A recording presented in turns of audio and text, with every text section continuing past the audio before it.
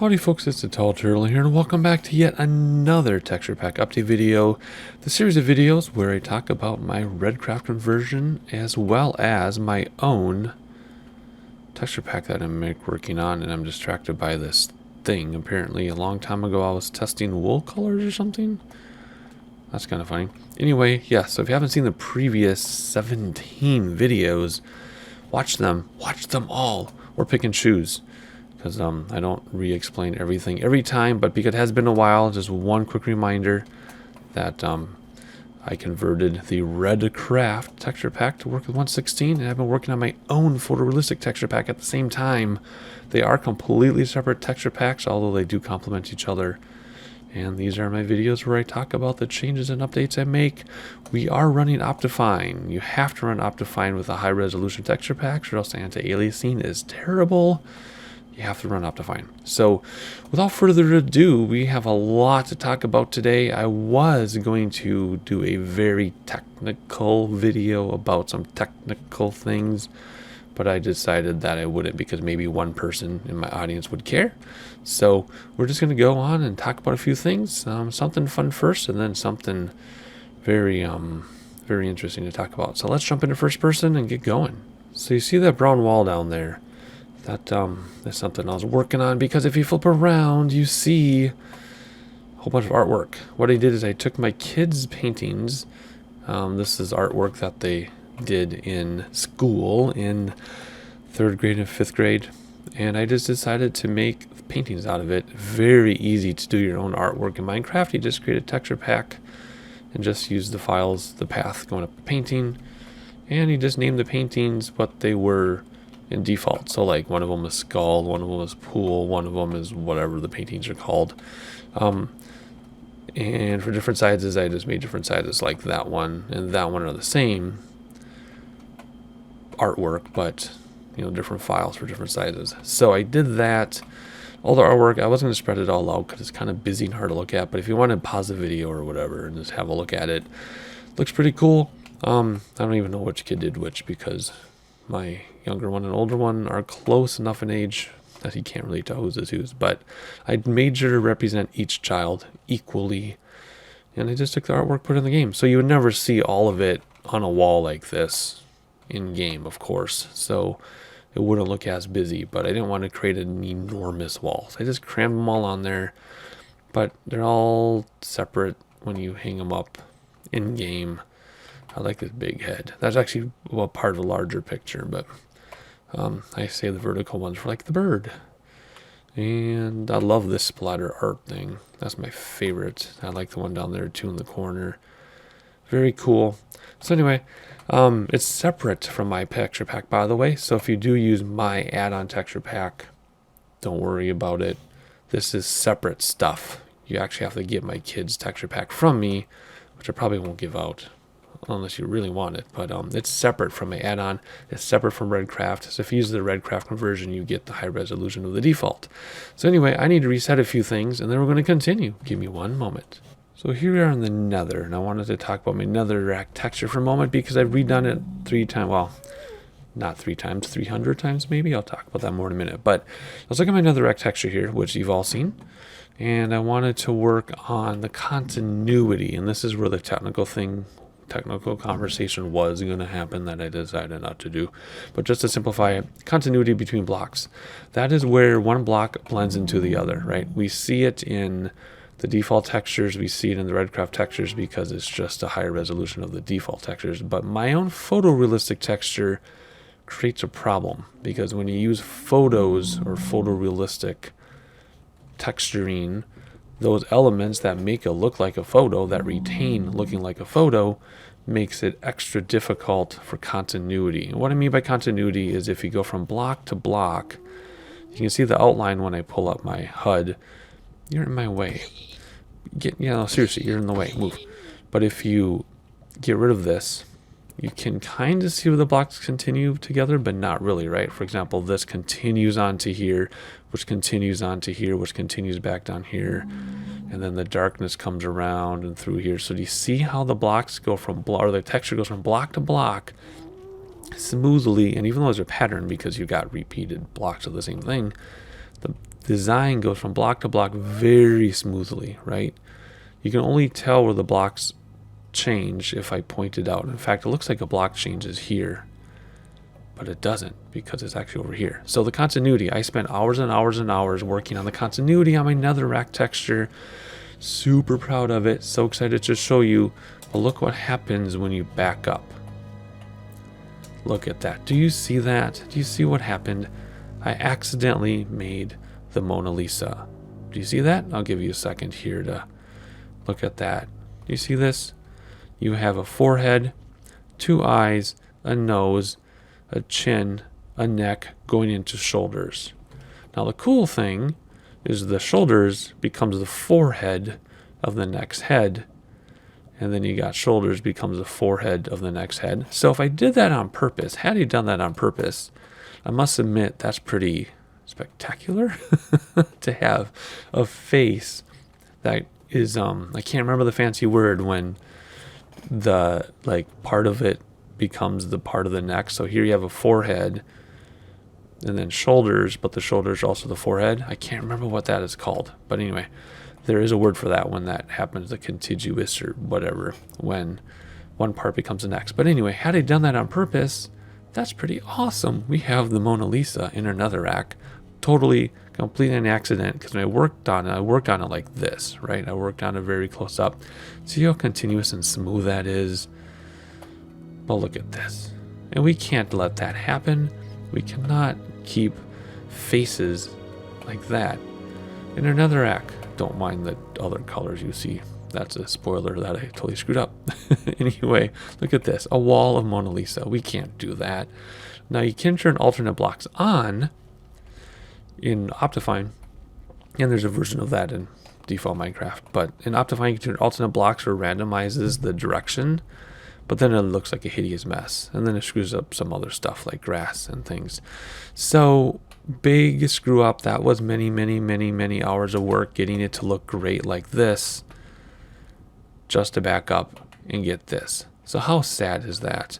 So I went back to the drawing board and spent all of my free time, which is very little, all of my hobby time, coming up with yet another different netherrack texture, which I actually like much better, to be honest. So I'm not bummed about having to redo my netherrack because I like the next version, the final version, much better. And let's have a look at that now through the magic of editing.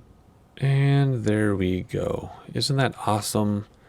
It is like dark, velvety. Oh, I'm so happy with this. I spent so many more hours getting my new netherrack, my final netherrack done. Yes, it's darker, but I love it. It looks so much better. So I'm very happy that he screwed up the other stuff.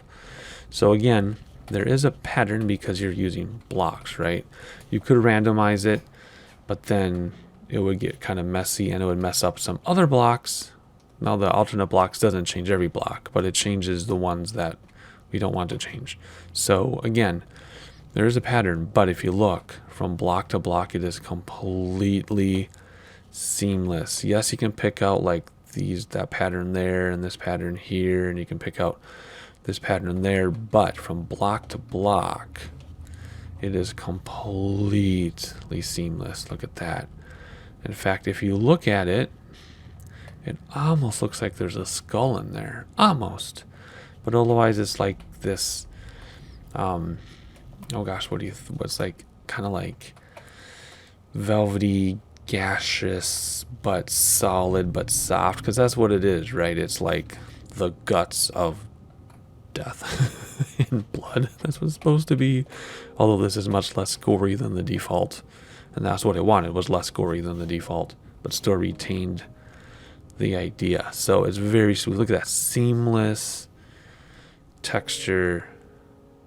So velvety smooth, so dark, so rich.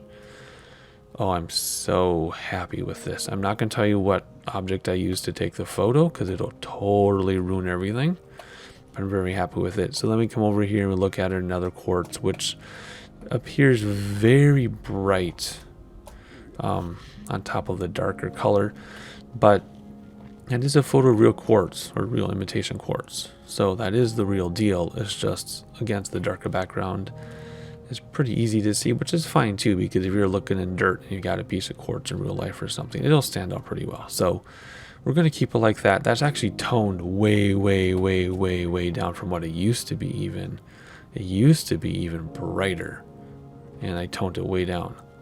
I might tweak it. In fact, let me take this photo for myself here. I might tone it down even further, but it is real quartz. The gold will stay the same. That's, you know, perfectly visible, but not too bright. I mean, gold does shine a little bit, even though it's kind of dirty, so I think that's a good compromise. The gold is fantastic.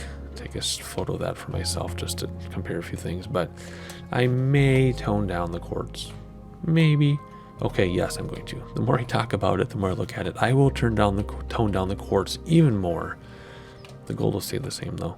So I may or may not even talk about that quartz in a future texture pack video. I don't know, but it will be toned down. So what other things do we have?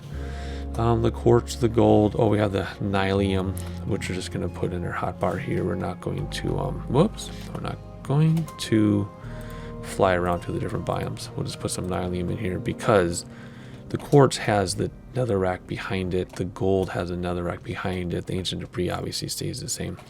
But the nylium, did I say nylium? I must have meant netherrack earlier. Whatever I said, I don't know. The nylium, again, seamless from side to side. Now it makes nylium look very bright alone, but when it's in the biome, which I already checked out, it is not too bright. It is perfect. So I'm very, very excited. I think what I might do after I tone down this quartz is I will put a screenshot right here of what the quartz looks like toned down, so you can compare it to this, and then back to reality. Boom, there's your original. So tone down a little bit. Alrighty, moving along then. What did we see? We talked about the netherrack. We talked about some nerdy technical stuff. The quartz, the gold, the nylium. Oh yeah, the ender chest. I redid my ender chest. There we go. Let me plop this down somewhere. Let me get my HUD back up. Let's just run over here super fast and drop down and oof, boom. All right, let's put down the ender chest. So I made one subtle but extremely important change. I changed the ender eye. So that is a photo of a real eye. However, the real full eye was asymmetrical because a lot of things in life that our brain interprets as symmetrical are not. So this eye, when it was unedited, well, unmodified, was a real eye, but it looked asymmetrical and terrible. So what I did is I just made it symmetrical. It's still a real eye, but it's more symmetrical than real life. And that makes all the difference in the world. That makes the entire ender chest look much, much more appealing. Whoa, that's not what I meant to do. What is all this stuff from testing, apparently? I meant to do that. There we go. So it makes the entire ender chest much, much more appealing. Just that subtle, subtle little change. So what is next? Oh yeah, Blackstone. We actually are going to fly somewhere for that. All right. I just want to have a peek at what things look like in context. And just checking out how bright that quartz is. Yeah, that's too bright. You can see from too far away. But everything else, look at that. See in context, look how rich, just rich and deep all these colors are. Holy moly, rock and rolling. All right, let's fly over here. We're going to look at some Blackstone and some Basalt. I guess we'll look at the Basalt first since we see it first. There's your Basalt texture, real Basalt. I swore we talked about this in a previous video, but I don't think we did. So we're going to talk about it now. So the Basalt texture, in the overworld looks kind of greenish, but in this world, in another world, it looks just fine. That is real basalt in the real color. Again, seamless, even though there's a pattern, it's seamless transitions from block to block, but I left the angle. I was somehow able to leave it looking slanted, because in real life, your basalt towers or columns are slanted. So I got it to look slanted, sort of. That's kind of a mistake, but it works just fine. I'm going to leave it like that. But look how smooth that is. And then there's your towers, the columns from the top. Very realistic there with your symmetrical columns. Boom. That is what Basalt looks like in-game and real life. Now, moving along to the Blackstone. Let's use this sample right here. Again, a photo of something that's real. I'm not going to tell you what it is or really effect, but that is a real photo. And again, seamless from block to block, top to bottom, side to side. Seamless from block to block. That's a continuity thing, and very difficult to achieve with the photo, like I said, because with the photo, like I said, the elements that make it look like a photo make it incredibly difficult to be seamless from block to block, because you've got lighting that is completely different from side to side. That's what gives a realistic look. The colors, billions of colors, infinite colors in real life, whatever the computer can interpret from that. From side to side, block to block, very different when you put it edge to edge, that type of thing. So getting seamless blocks with photos is so difficult, but I'm figuring out how to do it. Only took me a couple years. However, that being said, I haven't needed to do it till recently, because up until now I've just been doing textures of like objects and things. But now that we're doing textures that are coverage, like your netherrack and your basalt and your blackstone, where everything connects, that makes it a lot more challenging. And that's why I'm saving things like dirt and grass and stuff till the very end. I do have some great photos and textures for those things, but I need the practice so that it looks fantastic when I get to it. Because objects are fine. Objects have sides. Objects you can just... this is cool. Look how rich this netherrack is. I just want to live in the nether now. Objects are fine. Like, you take pictures and you put them together and everything. But when it comes to coverage or ground coverage or foundation materials, it's super difficult to do with photos. So that's why we're doing this stuff last. Alright, so there's your blackstone. We'll see it in context more when I get into the bricks and polished blackstone, like for the bastions in the wastelands, which is why I haven't shown you my gilded blackstone yet, because I just want to show you that in context. But I need to do a few more textures first before I can do that. So let's see, is that everything for the nether? I'm going through my list. Another rack, another quartz, gold, nylium, ender chest, blackstone, and basalt, and polished basalt. I can show you the polished basalt, which we have seen before. I did this a long time ago, but now that we have it, I can show you. I mean, you would never see it naturally, I don't think. Maybe you will, but anyway, there you go. Completely different color, of course, and the reason why is because it's polished, right? There's your your natural basalt in its natural state, and then you have a polished up. Again, that is kind of real basalt, sort of, just part of it. Again, from block to block, you see a pattern here, but from block to block is actually smooth, top to bottom, side to side. It does create a pattern though, which is fine, because then it makes it a great building block. And yes, you can obviously turn it and get different appearance when you turn it just a little bit. So I think that, oh yeah, the top is different too. So I think actually the top is very different. I forgot about that. That way you have very varied building options, because you can turn it, rotate it, and all the sides are all different. So anyway, so there's polished basalt. Not a huge deal, but it looks very polished. It's supposed to. Okay, let's head back over to the overworld and talk about the new woods and why I made them very different. Let me find my portal and I'll be right back with you.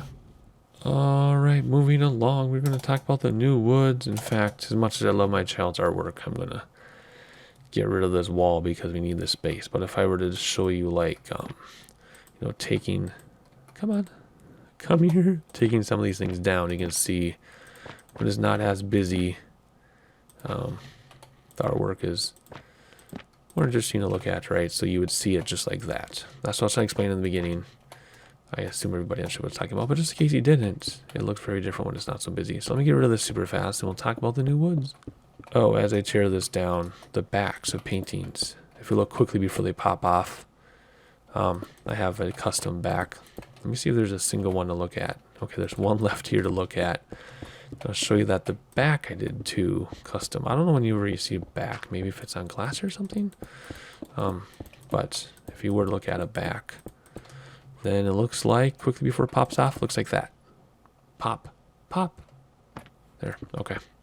Okay, talking about the new woods. Now, let's actually bring up the original woods. Let's just use oak planks and spruce planks as an example. So what Redcraft did, these are Redcrafts, is they took, the default idea and made it higher resolution, right? That's what the Craft Realism is. That's what I've been converting to keep working with additional newer version of Minecraft. So what you do is you take the wood, and a little secret here, you just change the hue, right? And then you get different woods. Boom, simple, right? This is what wood would look like in real life. This is what wood would look like if you chopped a tree down and processed it. But as far as the new woods go, in Minecraft, they took those woods I just showed you, changed the hue, and made them purple and bluish green, right? That's all Minecraft did. They just took the 6 existing woods, just changed the colors, so now you have 8 woods, all look the same except color, right? I want it to be different. Why not? Or why? Because I'm the tall turtle and I do everything differently. Let's think about this for a second.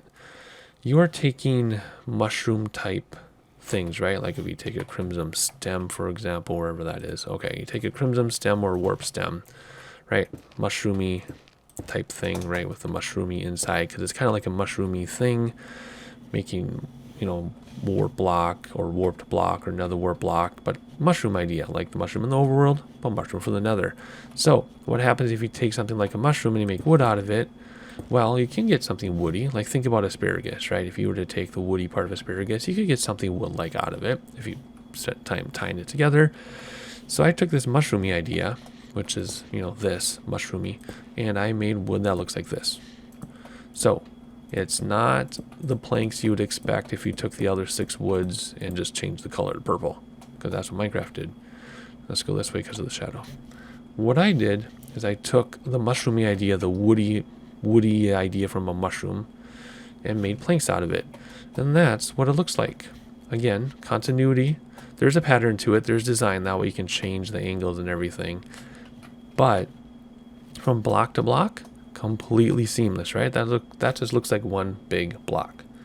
You can't even tell that is 9 blocks or 12 blocks, whatever I did. Looks like one big block. Of course, there's a pattern because you're using the same material over and over, but it's very, very smooth, and it looks like wood because it is real wood. If you were to take, you know, mushroomy things, that's what you get. Same thing with the planks. If we were to do this with the planks, what do I do, 12 of them or something? There we go, same thing. Planks, warped planks. This is much more interesting. Again, I didn't want to copy this and just make it blue-green. I wanted something different, so when you build with it, you have different options. Now, from block to block is not as seamless because it's at an angle, and I did that on purpose so that it isn't completely straight. So again, this is straight across. This has a little bit of angle to it. So very intentional, but top to bottom is seamless. Very intentional, gives you options. And then that leads us to the variations of what you can make out of this. All right, so let's talk about what we can make out of this. First of all, there's the stripped stem. Remember, there's stripped woods and there's also stripped stems. So again, the top is going to be the same as the regular stem because it's like a mushroomy interior. But the outside, stripped, just like the stripped woods, very, very similar. Again, you can see a pattern, but from block to block, side to side is fine, but top to bottom, there's a little line there, and that's just because of the nature of the beast with this one. It's different than this. That's very smooth and connected. This is less connected intentionally, but it's the same idea as your stripped woods, and it's going to be the same thing with the warped, which we'll talk about in a minute. So what else can we do? Well, when we make this texture, you automatically get the planks. I mean, not the planks, the slabs. That's just, they're automatic. The pressure plates also automatically are made. The fences and gates are automatic. What I mean by automatic is these are not separate textures. It just takes from the planks. So you get what it decides you're going to get. And then, of course, stairs, very simple and straightforward with stairs like that. Buttons. Buttons come from all this too. What I'm flying around makes it difficult. Now, signs is a completely separate texture that I had to make. So let's do a sign here. There you go. Get rid of the box. There you go. So you got the wood from the planks, but then you've got the bloody, I hate that, but this is what it is though, right? It's like the goo coming up from the nylium for the stick there for the post. So that's a custom thing that I did. And then the trapdoors, which you can do in different directions. That is custom. That I took from there, but I made this texture myself is what I mean by custom. All this other stuff When you make this, all this other stuff is just part of it, but the sign is different, the script is different, and the trapdoors are different. We're going to talk about the doors themselves separately, though, so that's why I don't have the doors up here. But the trapdoors, I'm pretty happy with how they turned out. There's a binding down there that kind of comes from the stem, and then the wood. So there we go. Now let's do the same thing over here with the warped wood idea. Alright, so again, we have the stripped wood, or stripped warped stem, which is woody in texture if we were to strip away the bark. This one again, very different from that. I could have done what Minecraft did and just taken this and just made it blue-green and had all new stuff, but I wanted it to be different on purpose. So again, side to side, top to bottom, pretty much smooth as you can get for something like that. It retains the mushroomy inside. And then just like over here, you've got your planks and you've got your pressure plates, which again come from that, so I don't have a choice in how that looks other than I could move parts around to move it there. Doesn't really matter. And then we got our fences and our gates just like that, very straightforward, and our stairs like so, buttons as well. There we go. Again, the sign is a custom texture, and by custom I mean I had to make it separately from those. Why does it look like the sun setting? It should stay still. Yep, it's just hazy, I guess. Again, that came from here. I took the most interesting part of that and made the wood out of it, and then the stick comes from the stem itself with the goop coming up from the nylium. And then the back is actually darker because that's how the real signs work, but you don't notice really. Alright, trap doors again. I had to do this myself separately from that. These are interesting because these have the vines that are dying, which will make more sense when you see the door. So if you take the viney goo coming up and you take it out of the nether and it dies because there's no nylium goo, it kind of looks like this, right? Because if you look at the Minecraft default, there's vines here. That's what that is. So those are vines. So that brings us to the doors, because I take that concept in the doors. Let me bring up the doors quick. Alright, so let's put out all of the doors that I made. I'm not going to do the ones that Redcraft made because, remember, the Redcraft stuff is separate from mine. Mine just sits on top of it, but completely independently, nothing is shared. So these are my doors that I've made because Redcraft did the oak and the iron. I made all the rest of them. So there's your spruce, your birch, your jungle, your acacia, and your dark oak. And the reason why I bring that up is they look like normal doors, right? They've got beveled edges in here. That has binding, that has a round handle. You know, this is the laminated stuff instead of beveled and laminated like a laminated table. Beveled edges, blah, blah, blah. I'm showing you that because these are sturdy, strong doors. But when it comes to the crimson and the warped woods, I use woods in air quotes because it's like the woody part of the mushroom stem that makes kind of wood. The doors then are going to be kind of flimsy if you think about it, right? So there's a crimson door. It looks like a door. You can tell it's a door, but it's kind of flimsy.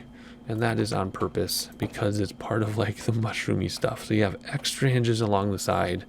You have binding that goes across the top and bottom to hold together. And then you have a little push thing, right? Just to push through the door. And of course the other side looks the same way.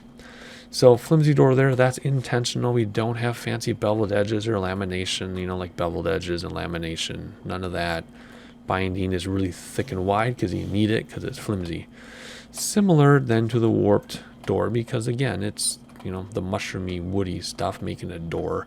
So you've got a flimsy door, no binding on this one, no beveled edges. You have this big round handle that's overcome by the vines, and then you have really big thick hinges.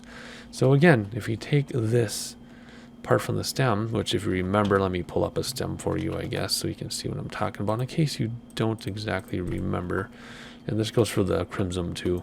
If you take the stem, you get this goo, right, that comes up from the nylium, and this is your vines that feeds the warped blocks or the nether warped blocks and the mushroomy thing in the nether. You take that and it comes into this when it dies.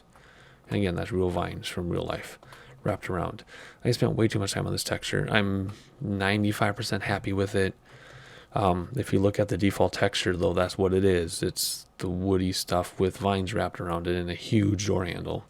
So it holds true to the default, but I don't know. I wanted to do more with angles, like have it angled down and then twisty around and connect to another vine. I tried all that, but then it got so busy, it was actually quite difficult to look at. So I just used the default idea of 3 vines going across and not changing the angles too much because it was just too hard on the eyes. Nothing you can do about the continuity here because the way this works. See there, it's fine. See, it wraps around, but then you can't connect both sides. So that is that for the doors. And this is ending up getting technical and long, isn't it? That's okay. I have no idea how long this video is because I've broken it up into different parts. Well, I guess that's it, really. That's all there is to say about these textures for this video. Wow, that was a lot of things to say, but that's okay because this is the most work I've put into textures between videos, to be honest. Just because there's starting to be textures that need to be connected, and you're going to see a lot of it, that type of thing. So what is next on the agenda? Let me look at my list and I'll tell you what's coming up. Alright, looks like we're going to do the gilded black stone and the blackstone bricks and the polished bricks and all that, which would be the bastions in the wastelands, right? That's where all those textures reside. I started some of them, but I don't want to show you yet because I want you to see it in context of everything. And then I'm going to revisit a few things. I have a real lily pad texture now to do the lily pads, and I'm going to redo my azure bleuet, which is that flower right there, which from this far away looks okay. See this little patch of flowers, but up close it looks nasty. So I'm going to redo that flower. I'm going to revisit my end textures, which would be the end stone and the purple.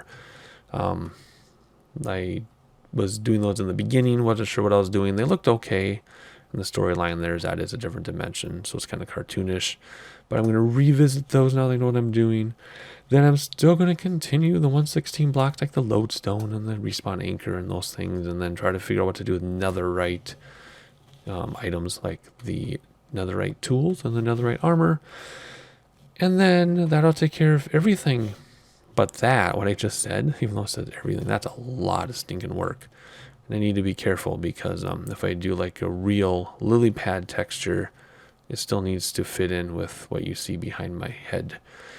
So then after those things, that'll be like a month or 2 from now. If I still have energy and 117 isn't out with the new stuff, I will start working on the foundation blocks like the grass and the dirt and the stone and the cobblestone and the granite and all that stuff. But I really, really want to know what I'm doing before I start doing those things because that is the foundation of my craft. So the plan then, the long-term plan, is to eventually have my complete own texture pack so that I can run it all by myself. And then it'll just be the Untitled texture pack. Again, it sits on top of Redcraft right now, but it is not part of Redcraft. Everything I'm doing is completely independent, separate from Redcraft. I'm not borrowing textures. Nothing like that. I'm just sitting on top of Redcraft because it's high resolution, and that's how I got into all of this. So there you go. Probably the most wordy video of all 18 texture pack updates. I have a lot to do still. I don't have much time to do it, so I'll try to fit it in. But otherwise, hopefully you enjoyed it, and I'll see you for more textures later.